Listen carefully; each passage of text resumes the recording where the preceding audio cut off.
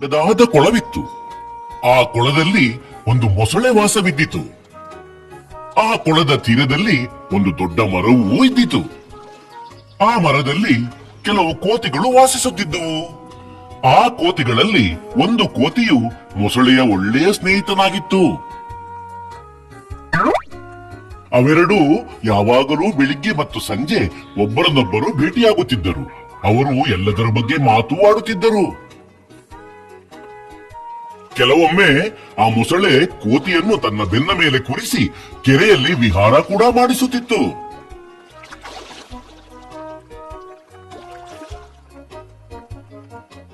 ಕೋತಿ ಕೂಡ ಕಾಡಿನ ಎಲ್ಲಾ ಪುಳಕದ ವಿಚಾರಗಳನ್ನು ಮೊಸಳೆ ಜೊತೆ ಹಂಚಿಕೊಂಡು ಮನೋರಂಜನೆ ನೀಡುತ್ತಿತ್ತು. ಹೀಗೇನೆ ಕೆಲವು ದಿನಗಳು ಕಳೆದುವು.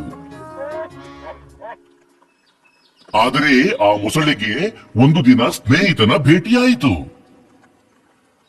ಆ ಸ್ನೇಹಿತ ಮೊಸಳೆಗೆ ಹೇಳುತ್ತದೆ, ಅರೆ, ನಿನ್ನ ಆ ಕೋತಿಯ ಜೊತೆಗಿನ ಸ್ನೇಹ ಬಹಳ ವಿಚಿತ್ರವಾದುದೇ ಸರಿ. ಇದು ಹೇಗಾಯಿತು? ಅರೆ, ನಾನು ಬಹಳ ಸಣ್ಣವನಾಗಿದ್ದಾಗ ಒಂದು ದಿನ ಕೆಸರಿನಲ್ಲಿ ಸಿಕ್ಕಿ ಹಾಕಿಕೊಂಡಿದ್ದೆ.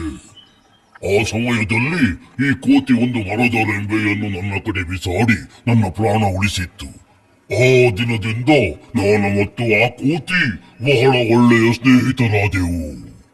ಅದೆಲ್ಲ ಸರಿಯಪ್ಪ, ಆದರೆ ನಿನಗಿದು ಗೊತ್ತೇ, ಈ ಕೋತಿಗಳ ಹೃದಯ ತಿನ್ನುವುದಕ್ಕೆ ಬಹಳ ಸ್ವಾದಿಷ್ಟವಾದುದೆಂದು. ಆದರೂ ಎಂದೂ ಸಿಗುವುದೇ ಇಲ್ಲ.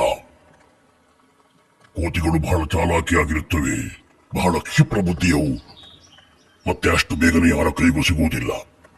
ಮತ್ತು ಈ ಕೋತಿ ನಿನ್ನ ಒಳ್ಳೆಯ ಗೆಳೆಯನಲ್ಲವೇ? ನಿನ್ನ ಬೆನ್ನ ಮೇಲೆ ಕೂತು ಸವಾರಿಯೂ ಮಾಡುತ್ತದೆ. ನೀನು ಬಹಳ ಸುಲಭವಾಗಿ ಅದನ್ನು ಕೊಂದು ಅದರ ಹೃದಯ ತಿನ್ನಬಹುದಲ್ಲವೇ? ಇಲ್ಲ ಇಲ್ಲ, ಆ ಕೋತಿಯಂತೂ ನನ್ನ ಒಳ್ಳೆಯ ಗೆಳೆಯನಾಗಿರುವುದು.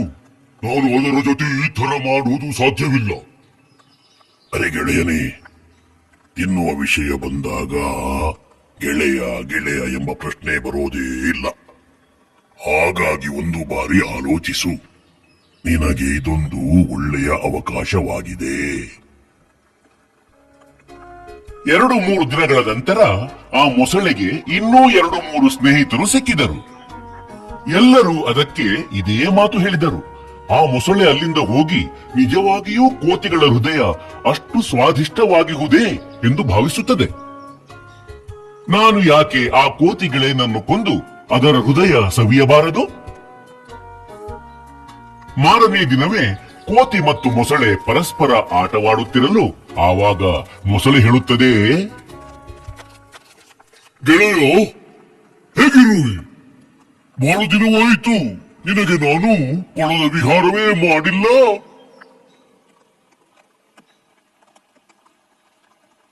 ಕೂತುಕೋ ನನ್ನ ಬೆನ್ನ ಮೇಲೆ. ನಿನ್ನನ್ನು ನಾನು ಒಂದು ದೀರ್ಘ ವಿಹಾರಕ್ಕಾಗಿ ಕೊಂಡೊಯ್ಯುವೆ. ಖಂಡಿತ ನಡಿ. ನನಗಂತೂ ಕೊಳದ ವಿಹಾರ ಮಾಡುವುದು ಬಹಳ ಖುಷಿಯ ವಿಷಯ. ಕೋತಿ ಆ ಕೂಡಲೇ ನೆಗೆದು ಮೊಸಳೆಯ ಬೆನ್ನ ಮೇಲೆ ಕೂರುತ್ತದೆ. ಇವತ್ತು ಮೊಸಳೆ ಕೋತಿಯನ್ನು ಬಹಳ ದೂರ ಕೊಂಡೊಯ್ದಿತು.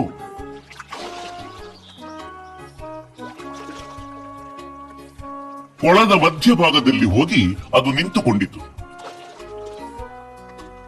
ಅದಕ್ಕೆ ಮನಸ್ಸಲ್ಲಿ ಬಹಳ ದುಃಖವಾಗುತ್ತಿತ್ತು. ತಾನೇನು ತನ್ನ ಗೆಳೆಯನಿಗೆ ಮೋಸ ಮಾಡುತ್ತಿಲ್ಲ ತಾನೇ ಎಂದು. ಆದರೆ ನನಗದರ ಹೃದಯದ ರುಚಿಯನ್ನಂತೂ ನೋಡಬೇಕಲ್ಲವೇ?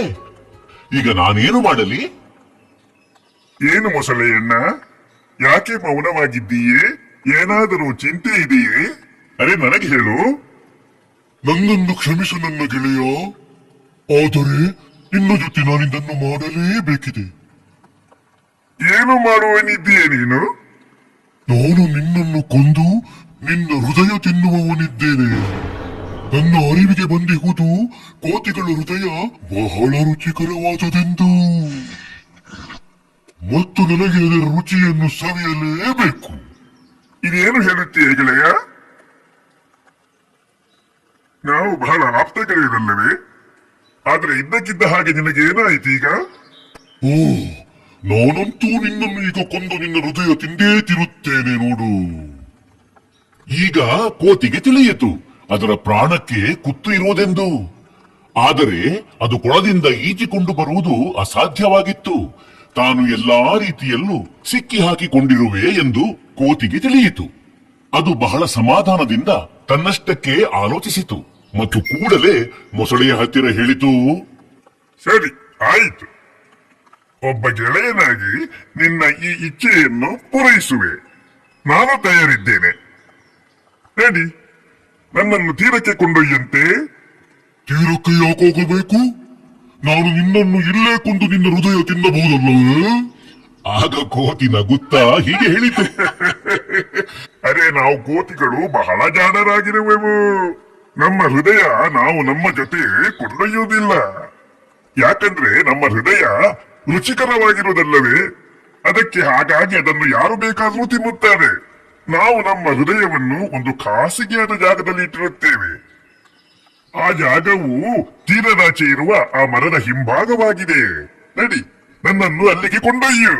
ಈಗ ಮೊಸಳೆಗೆ ಬಹಳ ಖುಷಿಯಾಯಿತು. ಅದಕ್ಕೆ ರುಚಿಕರವಾದ ಹೃದಯ ಸಿಗುವುದರಲ್ಲಿತ್ತಲ್ಲವೇ? ಅದು ತ್ವರಿತವಾಗಿ ಆ ಕೋತಿಯನ್ನು ಕಿನಾರೆಗೆ ತಂದು ಬಿಟ್ಟಿತು. ತೀರ ಬರುತ್ತಿದ್ದಂತೆಯೇ ಕೋತಿ ಛಂಗನೆ ನೆಗೆದು ನೆಲ ಸೇರಿತು ಮತ್ತು ಮರವನ್ನು ಹತ್ತಿತು. ಅದು ಮನಸ್ಸಿನೊಳಗೆ ತುಂಬಾ ದುಃಖಪಟ್ಟಿತು. ಅದೇ ಸಮಯ ಅದಕ್ಕೆ ಮೊಸಳೆಯ ಮೇಲೆ ಬಹಳ ಸಿಟ್ಟೂ ಇದ್ದಿತು. ನನ್ನ ಇಷ್ಟು ಒಳ್ಳೆಯ ಸ್ನೇಹಿತನಾಗಿಯೂ ನನ್ನ ಜೊತೆ ಬಹಳ ದ್ರೋಹ ಬಗೆಯಿತು. ಹಾಗಾಗಿ ಅದಕ್ಕೊಂದು ಪಾಠ ಕಲಿಸಲೇಬೇಕು. ನಂತರ ಕೋತಿಯು ಮರದಿಂದ ಒಂದು ಸಣ್ಣ ರೆಂಬೆಯನ್ನು ತುಂಡು ಮಾಡಿತು. ಅದನ್ನು ಕೈಯಲ್ಲಿ ತಗೊಂಡು ಮರದಿಂದ ಕೆಳಗಿಳಿಯಿತು ಮತ್ತು ಕೆಳಗೆ ತೀರಕ್ಕೆ ಹೋಗಿ ಮೊಸಳೆಗೆ ಹೀಗೆ ಹೇಳಿತು, ಅರೆ ಮೊಸಳೆಯಣ್ಣನೇ, ಒಂದು ಚಿಂತೆಯ ಮಾತಿದೆ ಗೆಳೆಯ. ಚಿಂತೆಯೇ? ಏನದು ಚಿಂತೆ? ಅರೆ, ವಿಷಯ ಇಂತಿದೆ ನೋಡು. ಏನಂದ್ರೆ ನಮ್ಮ ಹೃದಯವಿದೆಯಲ್ಲ, ಅದು ವಯಸ್ಸಾದಂತೆ ದೊಡ್ಡದಾಗುತ್ತಾ ಹೋಗುವುದು. ಈಗ ನನ್ನ ವಯಸ್ಸಂತೂ ಜಾಸ್ತಿಯೇ ಅಲ್ಲವೇ? ಹಾಗಾಗಿ ನನ್ನ ಹೃದಯವು ಕೂಡ ಬಹಳ ದೊಡ್ಡದಾಗಿದೆ. ಹೀಗಾಗಿ ನೀನು ಅದನ್ನಂತೂ ಈಗ ನುಂಗಲಾರೆ. ಯಾಕಂದ್ರೆ ನಿನ್ನ ಬಾಯಿಯಂತೂ ಅಷ್ಟಕ್ಕೆ ತೆರೆಯಲಾರದಲ್ಲ. ಅರೆ, ಇದೇನು ಹೇಳುತ್ತೀಯ ನೀನು? ನನ್ನ ಬಾಯಿಯಂತೂ ಬಹಳ ದೊಡ್ಡದೇ ಅಲ್ಲವೇ? ನಾನು ಅದನ್ನು ನನ್ನಿಷ್ಟದಂತೆ ದೊಡ್ಡದು ಮಾಡಬಲ್ಲೆ.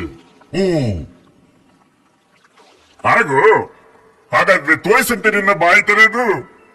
ಈಗ ಮೊಸಳೆಯು ತನ್ನ ಬಾಯಿ ತೆರೆದು ತನ್ನ ಚರ್ಮವನ್ನು ವಿಸ್ತಾರಗೊಳಿಸಲು ಪ್ರಾರಂಭಿಸಿತು. ಅರೆ, ಅಷ್ಟೇ ಅಲ್ಲ ಅಣ್ಣ, ನನ್ನ ಹೃದಯವಂತೂ ಇದಕ್ಕಿಂತ ದೊಡ್ಡದಿದೆ. ಇನ್ನೂ ಸ್ವಲ್ಪ ಅಗಲವಾಗಿ ತೆರೆಯುವಂತೆ. ಈಗ ಮೊಸಳೆ ತನ್ನ ಬಾಯಿಯನ್ನು ಇನ್ನೂ ಅಗಲವಾಗಿ ತೆರೆಯಿತು. ಯಾವಾಗ ಕೋತಿಗೆ ಮೊಸಳೆಯು ಇದಕ್ಕಿಂತ ಜಾಸ್ತಿ ಅಗಲವಾಗಿ ಬಾಯಿ ತೆರೆಯಲಾರದೆಂದು ತಿಳಿಯಿತೋ, ಆವಾಗ ಆ ಕೋತಿಯು ತಾನು ತಂದ ಆ ರೆಂಬೆಯ ತುಂಡನ್ನು ಕೂಡಲೇ ಅದರ ಬಾಯಿಗೆ ನೀಳವಾಗಿ ಇಟ್ಟು ಅದನ್ನು ಸಿಕ್ಕಿ ಹಾಕಿಸಿತು. ಈಗ ಮೊಸಳೆಯು ಸಿಕ್ಕಾಕೊಳ್ತು. ಅದೀಗ ಬಾಯಿಯನ್ನು ಇನ್ನೂ ಹೆಚ್ಚು ತೆರೆದುಕೊಳ್ಳಲಾಗದು ಮತ್ತು ಮುಚ್ಚಲು ಆಗದಂತಿತ್ತು. ಆ ಮರದ ರೆಂಬೆ ಅದರ ದವಡೆ ಮಧ್ಯೆ ಈ ತರ ಇತ್ತು.